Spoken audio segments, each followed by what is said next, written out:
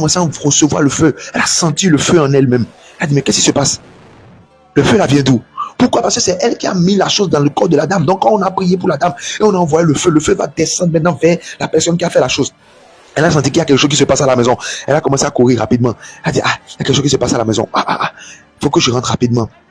Parce qu'on a commencé à prier également pour son fils. Oui.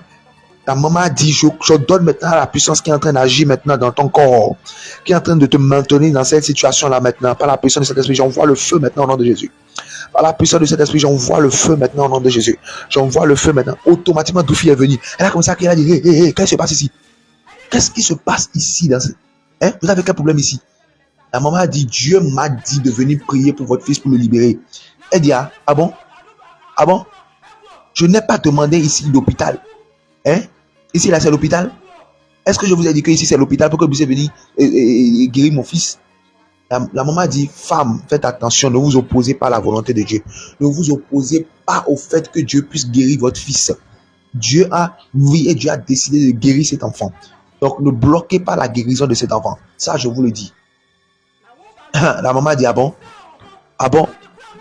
Tu ne sais pas encore, femme, tu ne sais pas qui tu es venu rencontrer. Tu ne sais pas qui tu es venu combattre. La maman dit, il n'y a pas de puissance, il n'y a pas de force qui soit au-dessus de la puissance et de la force de Dieu. Aucune force, aucune puissance n'est au-dessus de la force de Dieu. Elle dit, Doufi dit, maman, madame, écoutez-moi très bien, ici, là, ce n'est pas un hôpital. Et ici, là, ce n'est pas un camp de prière. Ce n'est pas un camp de guérison, ce n'est pas un camp de prière. Est-ce que vous comprenez? C'est une maison, c'est une habitation. Donc, si vous avez quelque chose à faire, quittez d'ici et allez faire ça là-bas. Automatiquement, elle a envoyé la force, elle a envoyé la puissance. Elle a envoyé l'onction. Elle a envoyé le nom de... Elle a dit au nom de Jésus. Oui, automatiquement, ça devient du feu. Chaque fois qu'elle dit au nom de Jésus, ça devient du feu. Elle dit, ok, attends-moi. Attendez-moi, je reviens. Elle allait ranger son fils. Elle allait ranger son fils pour revenir avec puissance. Ils ont continué à prier. Ils ont dit, j'envoie le feu. Nous envoyons le feu sur toi. Nous envoyons le feu sur toi. Au nom puissant de Jésus. Nous envoyons le feu sur toi. Au nom puissant de Jésus. Nous envoyons le feu sur toi. Au nom puissant de Jésus. Au nom puissant de Jésus. Elle a commencé maintenant à préparer sa puissance. Elle a commencé maintenant à préparer son pouvoir. Elle a commencé à préparer maintenant sa force pour pouvoir attaquer maintenant cette maman pasteur-là. La maman pasteur a dit, j'invoque maintenant le feu de Dieu. Au nom de Jésus. Elle a reçu le feu automatiquement. Elle est tombée. Automatiquement, elle est tombée par terre. Et ils ont commencé à envoyer le feu.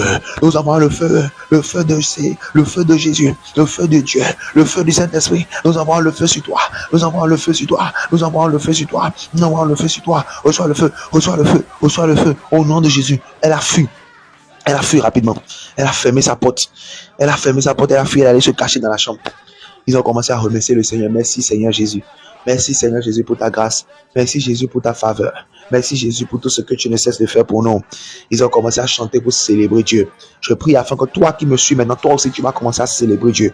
Toi qui me suis maintenant, tu vas commencer à louer Dieu. Toi qui me suis maintenant, tu vas donner gloire à Dieu pour ce qu'il est en train de faire dans ta vie. Au nom puissant de Jésus. Je prie maintenant afin que tout ce que l'ennemi avait déjà pensé, avait déjà planifié, faire contre toi, faire contre ta vie, cela échoue maintenant au nom de Jésus. Je déclare que cela échoue maintenant au nom puissant de Jésus. Si tu peux dire amen dans les commentaires, cela s'accomplit dans ta vie. Si tu peux dire amen dans les commentaires, cela s'accomplit dans ta vie.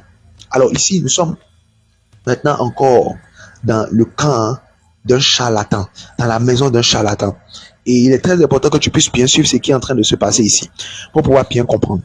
Vous savez, le monde des ténèbres est un monde dangereux, est un monde très sensible, est un monde où il faut beaucoup faire attention. Et on ne fait pas tout comme on veut au hasard. Lorsque, à partir du moment où tu vas voir le diable une fois, tu dois savoir que tu es déjà en captivité. À partir du moment où tu vas voir le diable, pour que le diable puisse t'aider, pour que le diable puisse te sauver, pour que le diable puisse te bénir, pour que le diable puisse te protéger, tu dois savoir que tu es déjà en danger. Tu es déjà en danger, tu t'es déjà livré. Tu as déjà livré ton corps, tu as déjà livré ton âme, tu as déjà livré ton esprit. Et là, une fois que le diable est déjà en contact avec toi, quel que soit ce pourquoi tu allais le voir, il est en alliance avec toi à vie. Tu peux penser que du jour au lendemain, je peux dire que je ne veux plus continuer. Jamais. Tu es en alliance à vie. Et puis c'est fini. C'est pourquoi il faut faire attention. On ne rentre pas n'importe où. On ne fait pas n'importe quoi. On ne rentre pas en contact avec n'importe qui. Il faut faire beaucoup et vraiment attention. Oui, ce charlatan-là, il est en train de prononcer des paroles incantatoires. Pourquoi? Parce que ce jeune homme-là est venu le voir. Et qu'est-ce que ce jeune homme-là est venu faire là? Pourquoi ce jeune homme-là est venu le voir? C'est ce que nous allons comprendre. Oui, dans cette calebasse, il y a un serpent. Et le charlatan dit à ce Dieu, il dit, mais Dieu, voilà, il y a un de vos serviteurs qui est là. Il est debout devant vous. Et il est venu ici pour chercher quelque chose, pour chercher l'argent. Il est venu pour faire un rituel d'argent. Et il veut beaucoup d'argent. Et c'est pourquoi il est venu vers vous. Parce qu'il vous fait confiance. Le voilà maintenant devant vous. Donc, agréez maintenant ce qu'il a amené. Écoutez ce qu'il a amené. Et apportez-lui la réponse. D'accord, à ses demandes. Apportez-lui la solution à ses problèmes. Voilà. Est-ce que des idoles qui ont été faites de main d'homme peuvent répondre à un homme, peuvent répondre plus que Dieu, peuvent agir, faire quelque chose à un homme? Des idoles qui ont été créées par la main de l'homme. C'est l'homme même a pris sa main pour pouvoir créer ces idoles-là. Et l'homme encore va s'agenouiller encore devant ces idoles. C'est de ces idoles-là que Dieu parle. Il dit, ils ont des oreilles pour entendre, mais ils n'entendent pas. Automatiquement, vous voyez ce qui s'est passé? Le serpent s'est transformé en argent. Le serpent s'est transformé en quoi? En billet. Et le charlatan lui a dit, jeune homme, avance ta main, viens ici, rapproche-toi de la calebasse, avance ta main et prends ce billet-là qui est dans la calebasse. Tu vas devenir très, très, très immensément riche. Très riche. Prends ces billets-là, et je vais te dire comment est-ce que tu vas utiliser ce billet-là. Écoute-moi attentivement. C'est ce que je te dis de faire que tu vas faire. Tu iras voir des quémandeurs, ceux-là qui quémandent au bord de la voie là. Tu iras les voir et tu vas leur donner ça. Si quelqu'un te demande de l'argent, donne-lui ça. Et automatiquement, l'âme de la personne à qui tu as remis cet argent-là va venir apparaître dans la calebasse. Et son âme sera en train de vomir de l'argent pour toi. Son âme sera en train de vomir de l'argent pour toi. Chaque jour que tu as besoin d'argent, son âme sera en train de vomir de l'argent pour toi. Et il a dit, est-ce que tu as perdu ce que j'ai dit? Elle a dit oui. Il a dit, qu'est-ce que j'ai dit? Elle a dit, vous avez dit de voir quelqu'un qui demande de l'argent au bord de la voie. Et quelqu'un qui quémande, qui est dans un état bizarre, et de lui remettre l'argent. Et la personne, son âme va venir dans cette calebasse, elle me vomit de l'argent tous les jours. Elle a dit, voilà, c'est ça, exactement. Va chercher, ne cherche pas quelqu'un qui est bien portant, qui est à l'aise. Non. Va chercher quelqu'un qui n'a rien.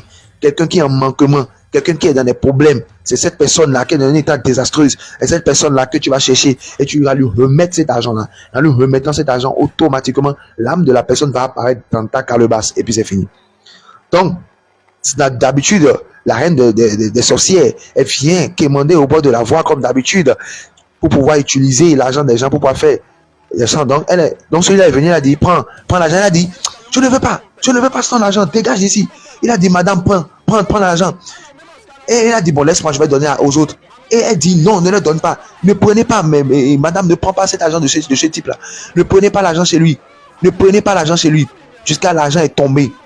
L'argent est tombé par terre. Mais elle dit, laisse-moi, non, vieille dame. Si toi, tu ne veux pas l'argent, laisse-moi, je vais donner l'argent aux autres, non. C'est quoi ton problème? Pourquoi tu m'empêches de donner l'argent